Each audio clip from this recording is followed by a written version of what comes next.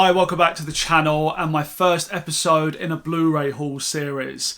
So recently I finally upgraded to owning a Blu-ray player after many years. I've been exclusively a DVD collector throughout my life. I started collecting movies when I was about 12 years old. I've amassed an enormous collection over this time. But in the last few years, since I've been really getting back into film, I've mainly been watching stuff on the streaming platforms.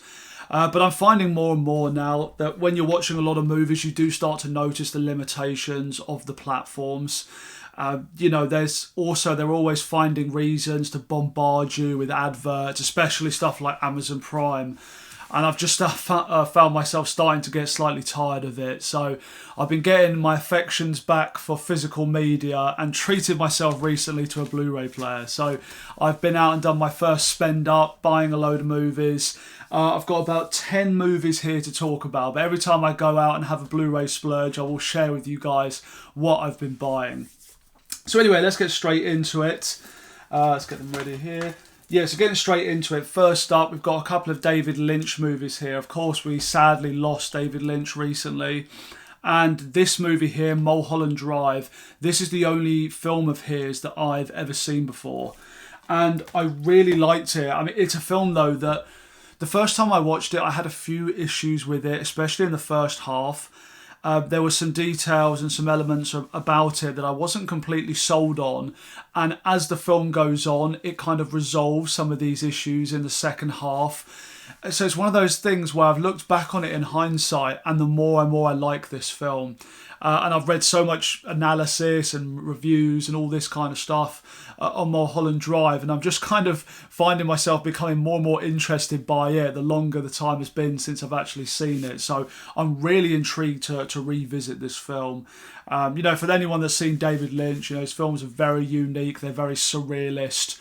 And they are quite niche in a way. I know Mulholland Drive was quite a successful film, but they are, for a particular kind of viewer, I would say, like the way they don't conclude in a clear way, the endings are left down to interpretation, all that kind of stuff, which I'm not always a fan of, but I do think the way David Lynch does this in Mulholland Drive works. I really like the film. I'm very, very interested to see this one again. So because of the strength of that, it's kind of inspired me to get on the rest of his body of work. Next up here, we've got Inland Empire. This is, of course, another David Lynch. Just looking through his body of work, this was one that stood out to me as one that I thought would interest me from the premise. It's Laura Dern. It's from the 90s as well. And apparently this film, the old DVD version of this was quite poor quality, so nice to get this in a fully restored version.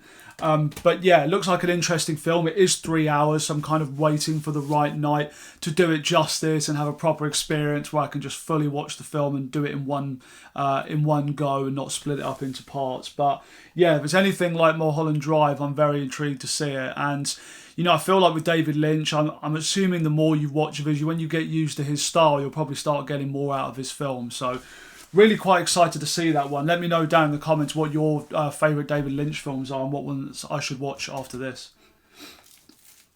Next up here, we've got Manhunter. So this is the only Hannibal Lecter film that I've never seen before. I'm a huge Silence of the Lambs fan.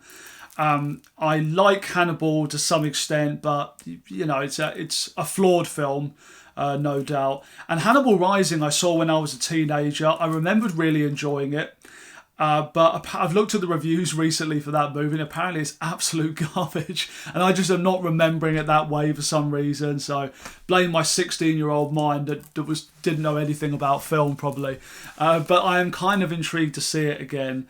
The lead actor from that's actually dead now. I think he died in a skiing accident, as a off-topic thing there. But yeah, which is pretty mad. But this is the one film that I've never seen before from that series. It's a Michael Mann film as well. Very talented director. So I'm interested to see what he will do with a Hannibal Lecter story. And also this summer, me and a couple of my YouTube mates were thinking about doing a big 80s horror video. And so basically just wanted to bulk out my viewing knowledge of all horror from the 80s, and of course that comes under that. So looking forward to that one. Next up here, we've got the special edition Blu-ray of Blade Runner, the final cut.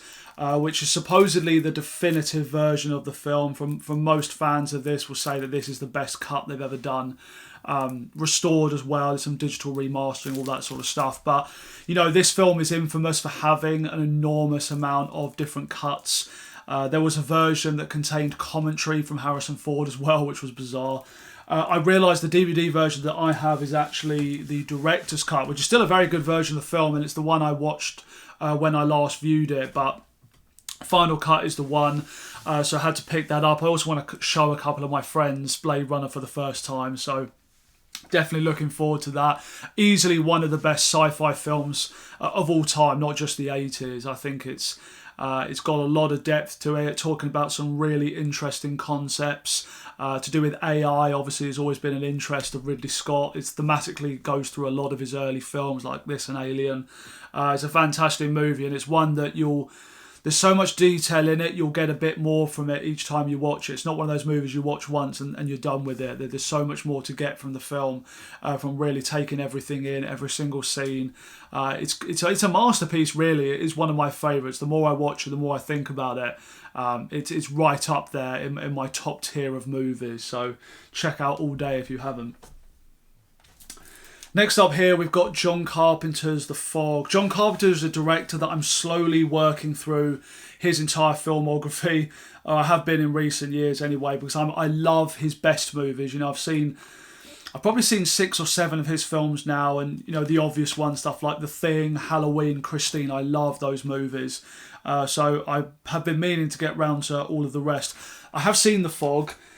I thought it was okay. It doesn't pack the punch, I don't think, of some of his best work. When you think it was Halloween and The Thing on either side, this doesn't stand up against those movies. I feel like in a year I won't remember a lot about it, but there are still good things about it. I think it is well made given its low budget. Of course, they brought back the Halloween cast as well, which is nice to see. It's got a great atmosphere. I love the location as well, set in this coastal town with the lighthouse DJ speaking to the village people. All this kind of stuff is quite nice. It doesn't really go anywhere that interesting. The mystery of what's of the curse that's causing these spirits to come through the fog is not that engaging, I don't think, and some of the effects work in the latter half is a bit hokey now, like, you know, the fog is just a giant smoke machine. Looks a little bit silly now, but overall it definitely doesn't stand up with the best of his work, I don't think, but certainly not his worst either. He's done worse as well, but it was good enough, worth checking out if you are a Carpenter fan. Next up here, we've got Licorice Pizza. So this is a Paul Thomas Anderson film. Was nominated for Best Picture, if I'm right, I think in 2021. So I think it was well reviewed as well. It's interesting because this stars the Haim sisters. I've never seen them act in a film before, but I am a huge fan of their band. I think they're great. So I've been kind of intrigued to check them out in a movie. I know Paul Thomas Anderson as well does direct all of their music videos, so I assume that's where the associations come from for them working together on this project. Don't know an awful lot about the story. I did actually... A few of my friends a couple of years ago were watching the film, and I couldn't really fully engage because I was in and out of the room doing stuff, and I just sort of watched a couple of scenes, and it was pulling me in. I'm definitely interested to see the rest of it. But yeah, again, another long film. Need to set a good night to watch this properly, but very talented director as well. He's done some really great work. You know, There'll Be Blood, Boogie Nights, really cracking movies. So hoping to get round to this one soon. Next up here we have Mimic from Guillermo del Toro, and this is the director's cut version of the movie. Del Toro is another director that I'm slowly working through his entire filmography. I've seen most of his films now. Mimic was one I'd avoided just because I heard it wasn't particularly strong in his body of work, but the director's cut of Mimic is meant to be it's meant to be a cut of the film that was much closer to the vision he had in mind when he was initially putting it together. So I am interested to see that. Apparently the director's cut is actually would be considered a good film in his filmography. It's one of his earlier movies as well. It came just after Kronos, I believe. Kronos is an interesting movie as well, but I want to kind of complete his full set and maybe do a ranking or something.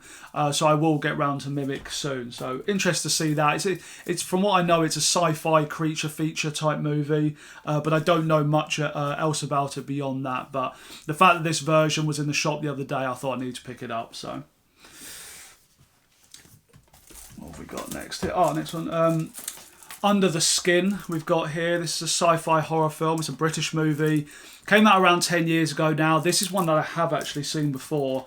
But I watched it with a group of friends in just the wrong environment. You know, you need the lights down. You need it to be quiet. You need to fully immerse yourself in the experience of this. It's just one of those types of atmospheres. And I couldn't do that when I was watching it with my friends and we were talking and not really getting into it. I just remember a few interesting scenes from it that have kind of stuck with me. And since I've been in the YouTube community from reviewing and everything, I've started to hear a lot more about this film again. So it's kind of been in the back of my mind on my watch list to revisit these years later. So hoping to do a review for that one. It is a Jonathan Glazer film. I don't know much about the director, Jonathan Glazer. He's a British filmmaker. He did do The Zone of Interest last year, so he's obviously does some high quality films, but I'm not familiar with much else of his work. But yeah, definitely interested to revisit that one. And the last of the standard Blu-rays, I have upgraded to the Blu-ray set of the original Nightmare on Elm Street collection. I am actually in the middle of doing a review series for these films. The latest one may actually be up already by the time you see this. Love the Elm Street films, but when I started reviewing them a few months ago, I was going off my old DVD set and some discs were missing and the box is all taped up. It was so grim. I just hated coming back and even going near that thing. So I was sick of the sight of it, so I had to get rid of it. And I saw this for a good price the other day, so I decided to upgrade it. So I'm going to be watching all the crap sequels in HD. so that's fun. So yeah, looking forward to getting back around to the rest of these movies.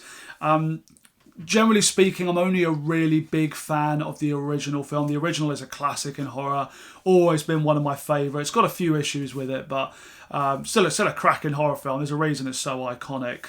And as for the sequels, whilst they're not great, I can enjoy some of them. I think The Dream Warriors and New Nightmare are two that are definitely worth checking out. I would say that 2 and 4 are fun but very flawed movies. And 5 and 6 I flat out dislike.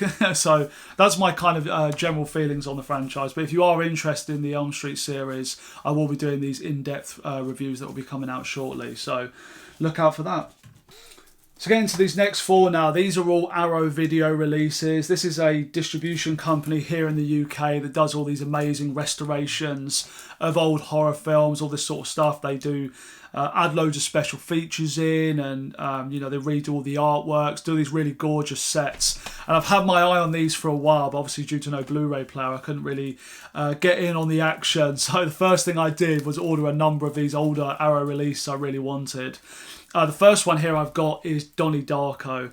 One of my favourite movies of all time. I haven't seen it for some years now, but I absolutely loved this one growing up.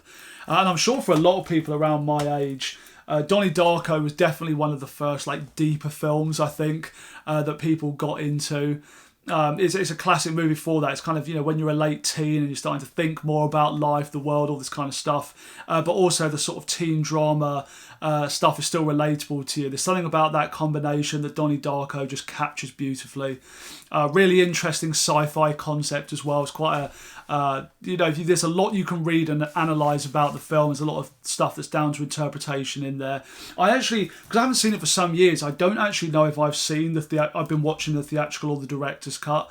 This has got both versions, but I know the two have got different soundtracks. The one I've watched is the one with Killing Moon and the Tears for Fears song, and Love Will Tear Us Apart, Joy Division. It's the one with all those songs in is the one that I've been watching. But I have heard that one of the versions does expand a little bit deeper on some of the themes and stuff. So I'm going to have a proper night soon to sit down, dedicate to this film, watch both versions and all the, they've got audio commentaries from the director, everything like that. Superb film though, very unique. Got some really interesting stuff in there, great dialogue. Obviously started the kind of onwards trajectory of Jake Gyllenhaal's career, turned into be a huge actor of our generation. So Wonderful film. Yeah, can't wait to see that one again. Next up here, we've got Candyman, one of my favourite horror films from the 1990s. And I don't think it actually gets the appreciation it deserves these days. It's not talked about in the same way as some of the iconic horror films from the late 80s and also early 80s rather, and stuff like that. So, but I think it deserves to be, because it's definitely up in that top tier of horror. It's a Clive Barker story directed by Bernard Rose. And it goes a little bit deeper than your average slasher, I think. Like when you look into all the commentary it was going for in the story, and some of the depth of the characters and their past and everything, it's got a lot going on in. It's not just a sort of simple slasher film where people are taken out one by one, bunch of teenagers you don't care about. It's nothing like that. It's a much richer film than you'd expect. Tony Todd as well as Candyman, just iconic. Just the look of him, his very deep booming voice will stay with you. Brings a lot of atmosphere and tension to the film. It's a cracking movie. I'm really interested to get back to this one again, because I've only ever seen it the once before. I guess it did get some recognition again because they did obviously have a remake come out a few years ago, which I actually thought was decent. Not as good as the original, but still was a decent film. But yeah, for those of you out there who haven't heard of Candyman, please get on it, because in my mind it's one of the best of horror. Next here, one movie that I have seen already from my set, and this is American Werewolf in London. Did also put a review up on the channel for this movie. One of my favourite horror movies of all time. Definitely a classic from the 80s. Great blend of horror comedy. I can't think of a lot of great horror comedies that came out before this time. Not off the top of my head anyway. Certainly not as good as this one. Of course, it was directed by John Landis, who was primarily a comedy director. But I just think he did an incredible job with this film. Just, it's such a tight movie. Every single scene is entertaining, it's interesting, it's visually creative. I love the characters, I love the humour. It's got some genuinely scary moments as well. The transformation scene growing up has always been lodged in my brain, and just iconic makeup effects from Rick Baker. He even won an Oscar for it. Because they hold up even today. It really goes to show why practical effects, especially in horror, are always the way, because the film just hasn't dated it. I watched this one just last week. It is a new restoration of the film, but just from an effects standpoint, it looks absolutely superb even today. So, cracking film. One of the best one of the best. It is my favourite werewolf film of all time. There's some other good werewolf films out there, but nothing touches American Werewolf. It's just, what a classic. Love this one to death. And finally here, we've got John Carpenter's The Thing. Already talked about John Carpenter in this set. This is my favourite film of his, I think. I think this is an incredible horror movie. Again, another classic from the 80s. Interestingly as well, a film that is renowned for now having... It was reviewed badly back when it came out. I think Roger Ebert actually gave the film a pretty scathing review on its release. And it's one of those that over the years has just had like a newfound appreciation, just had a cult following, had a lot of success on video, and people now talk about it as one of the most iconic horror films of the 80s. So I don't know, maybe it was just too weird at the time with all the crazy creature effects and the bizarre story.